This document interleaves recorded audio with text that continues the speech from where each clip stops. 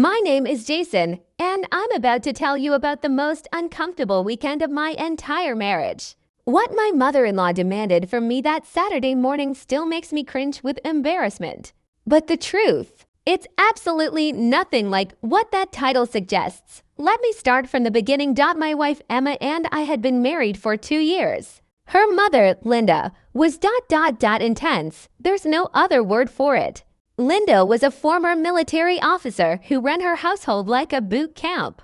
Everything had to be perfect, organized, executed with precision. She was the kind of person who color-coded her spice rack and had a detailed spreadsheet for grocery shopping. Emma had warned me about her mother's intensity before we got married. She means well, Emma would say. She just has very high standards. What Emma failed to mention was that Linda applied those same military-grade standards to everyone around her, including her son-in-law. Our relationship was cordial but strained. I could never quite live up to Linda's expectations. My handshake wasn't firm enough. My posture needed work. I didn't plan things far enough in advance. Every family dinner felt like a performance review where I was perpetually falling short. Then came the phone call that changed everything. It was a Wednesday evening. Emma and I were having a quiet dinner at home when her phone rang. She glanced at the screen and her face went pale. It's my mom. She never calls this late unless something's wrong, Emma answered, and I watched her expression shift from concern to confusion to something like horror. After a few minutes of mostly listening, she hung up. My dad fell off a ladder while cleaning the gutters, she said. He broke his leg into places. He's going to be in a cast for at least 8 weeks. Oh God, is he okay? He'll be fine, but Emma bit her lip. Mom just started a huge landscaping project in their backyard. They had the old deck torn out yesterday, and the new one is supposed to be built this weekend. Dad was going to do most of the work himself to save money. I had a sinking feeling I knew where this was going. Mom wants to know if you can come help this weekend. She says she hire professionals if you can't, but Emma looked at me pleadingly. You know how she is about money. And she's always saying you need to be more handy around the house. There it was. A chance to prove myself to Linda, to show her I wasn't the useless city boy she clearly thought I was. Of course I'll help, I said, trying to sound more confident than I felt. The truth was, I was not particularly handy.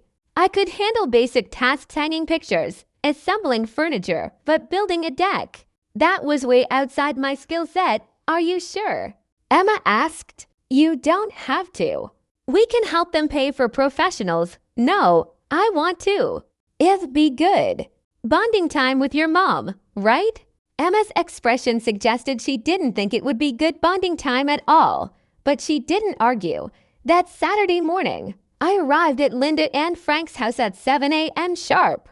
Linda had texted me the night before, be here at 7 hours. We have a lot of work to do. Linda met me in the backyard, already dressed in work clothes, her hair pulled back in a severe ponytail. The old deck had been completely removed, leaving just the bare frame structure.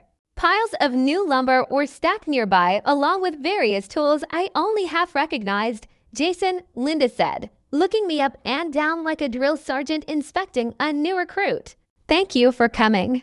I've prepared a detailed plan for today's work.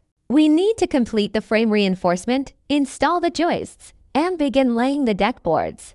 If we work efficiently, we should finish the basic structure by tomorrow evening. She handed me a laminated sheet with a minute-by-minute schedule. I stared at it, feeling panic rising in my chest. Linda, I should be honest, I've never built a deck before. I'm not sure I'm qualified for nonsense. I'll teach you. Frank says you're capable. You just lack confidence. Now, let's begin with the joists. I need you to measure and cut them according to these specifications. What followed was 6 hours of the most intense, stressful manual labor of my life. Linda didn't just want the deck built, she wanted it built perfectly. Every measurement had to be exact. Every cut had to be precise. Every nail had to be driven at the perfect angle. And she never stopped talking. Faster, Jason. We're falling behind schedule. Check your measurements again. Measure twice, cut once. No, no, that angle is completely wrong. Do it again. By noon, I was exhausted, sweaty, and covered in sawdust. My hands were blistered. My back was killing me. And we'd barely made a dent in the project. Linda brought out sandwiches for lunch exactly 15 minutes, scheduled on her timeline. As we ate, she reviewed the afternoon's tasks with military precision. We're 45 minutes behind schedule, she announced. We need to work faster this afternoon. I need you to pick up the pace, Jason. I'm doing my best, I said, trying not to sound defensive. Your best needs to be better. Frank could have done twice this much work by now. I bit back a response. Frank was a contractor before he retired. Of course he could work faster than me. The afternoon was even worse. Linda's demands became more urgent, more specific. She wasn't satisfied with anything I did. Faster, Jason. Faster, that's not deep enough. You need to go deeper with those support posts. No, faster and deeper. We're running out of time. I was drilling support posts into the ground, and apparently I wasn't meeting her standards. The posts needed to be sunk exactly 18 inches deep, and I needed to work faster to stay on schedule. Faster and deeper, Jason. Faster and deeper. Linda was practically shouting now, standing over me as I worked the post hole digger. We have 6 more posts to place before dinner, and at this rate, we'll never finish. I was sweating, my arms were shaking from exhaustion, and my mother-in-law was literally yelling at me to go faster and deeper while I thrust a long tool into the ground repeatedly. If anyone had walked by and heard this out of context, it would have sounded absolutely insane. I'm going as fast as I can. I shouted back, frustration finally breaking through. Not fast enough. Frank would have had all these posts done by now. Faster, deeper. Put your back into it. I wanted to throw down the post hole digger and walk away. I wanted to tell Linda that I wasn't Frank, that I was doing her a favor, that maybe her impossible standards were the problem. But I didn't. I just kept working, going faster, pushing deeper, trying desperately to meet her expectations. By the time Emma arrived that evening to check on our progress, I was ready to collapse. She took one look at me covered in dirt, hands bleeding from blisters, barely able to stand, and her eyes went wide. Mom, what have you been doing to him? We've been building a deck, Linda said matter-of-factly. Jason's been working hard, but we're still behind schedule. We need to pick up the pace tomorrow. Mom, he looks like he's about to pass out. He's fine. Just needs to build up his stamina. Frank could work 12-hour days at his age. Dad was a professional contractor. Emma practically dragged me to the car. On the drive home, I could barely keep my eyes open. I'm so sorry, Emma kept saying. I knew she'd be demanding, but I didn't think it would be this bad. You don't have to go back tomorrow. No, I said stubbornly.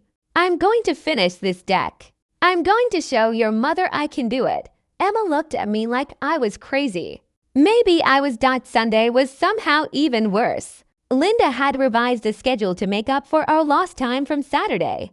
She had me working at a brutal pace from 7 a.m., constantly pushing me to go faster, work harder, dig deeper, faster, Jason. Those cuts need to be cleaner. Pay attention. The support beams need to go deeper into the ground. Faster and deeper. There it was again, that phrase that would haunt me forever. My mother-in-law, standing in her backyard, repeatedly yelling at me to go faster and deeper while I worked with long tools and poles. It was innocent. It was about construction, but it sounded absolutely ridiculous. Around 3 p.m., we were finally laying the deck boards, the last major phase of the project. I was exhausted beyond belief, but there was an end in sight. Linda was supervising my every move, criticizing my technique, demanding I work faster. The screws need to go in deeper, Jason. Faster. We're almost behind schedule again. I was on my hands and knees, drilling screws into deck boards. When I finally snapped, Linda, I'm doing the best I can. I'm not a professional. I'm sorry I'm not as fast as Frank, but I'm trying." Linda stopped. She really looked at me for the first time all weekend. I was shaking, covered in sweat and sawdust, my hands bloody from blisters, barely able to hold the drill. Her expression softened slightly. "Take a break, Jason, 15 minutes. I collapsed onto the grass, too exhausted to even walk to a chair. Linda disappeared into the house and came back with a glass of water and a first aid kit. "Let me see your hands," she said, her voice gentler than I'd ever heard it. She cleaned and bandaged my blisters in silence. When she finished, she sat down on the grass next to me. "I've been too hard on you," she said quietly. "Frank told me I would be, but I didn't listen. I needed this deck done. We have Emma's sister's wedding reception here in 2 weeks, and everything needs to be perfect. But that's not your problem. You came here to help, and I've been treating you like an incompetent employee instead of my son-in-law. I just wanted to prove to you that I'm capable." I admitted. "That I'm good enough for Emma." Linda was quiet for a moment. "Jason, you've been good enough for Emma since the day she brought you home. You make her happy. You treat her well. You're kind, loyal, and you dropped everything to help us when we needed it. The fact that you're not a professional carpenter doesn't change any of that. Then why do you always seem disappointed in me?" She sighed. "Because I'm a control freak with impossible standards. It's not about you, it's about me. Frank has been telling me for years that I need to ease up, but old habits die hard. I'm sorry." We finished the deck together that evening, working at a much more reasonable pace. Linda still corrected my mistakes, but she did it patiently, teaching instead of criticizing. We talked more than we had in the entire 2 years I'd known her. When we finally placed the last deck board at 7 p.m., I stood back and looked at what we'd accomplished. It wasn't perfect. There were a few uneven spots, a couple of boards that weren't perfectly aligned, but it was done. And it was solid. "Not bad," Linda said, standing next to me. "For your first deck, not bad for both of us," I replied. "You couldn't have done it without an extra pair of hands." She smiled, a real, genuine smile. "No, I suppose I couldn't have." Emma arrived to pick me up and was shocked to see the finished deck. Even more shocked to see her mother and me sitting on it, having a beer and actually laughing together. "What happened here?"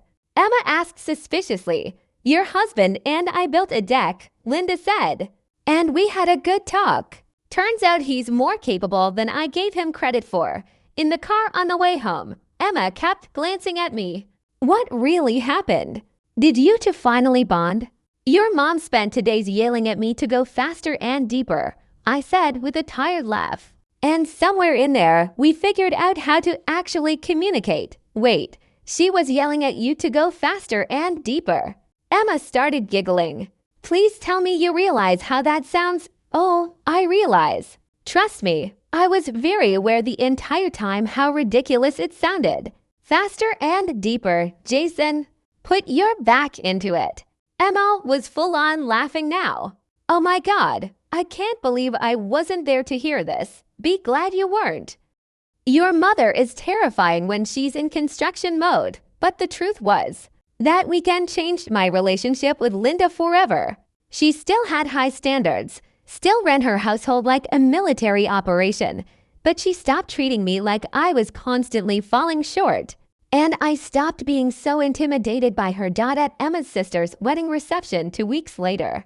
Held on the deck Linda and I had built together. Linda stood up and made a toast. "I want to thank my son-in-law Jason," she announced, "who spent an entire weekend helping build this deck when he could have been relaxing at home. He worked harder than I had any right to ask, and he never complained." Well, not to my face anyway. Everyone laughed. I raised my glass to her, and she raised hers back. That deck still stands today, 5 years later. Every time we visit, Linda points out the few imperfect boards and says, "Remember when you built this, Jason? Remember how I kept telling you to go faster and deeper with those support posts?" And every time, Emma and I exchange a look and try not to laugh at how absolutely ridiculous that phrase sounds when taken out of context. My mother-in-law did demand I go faster and deeper.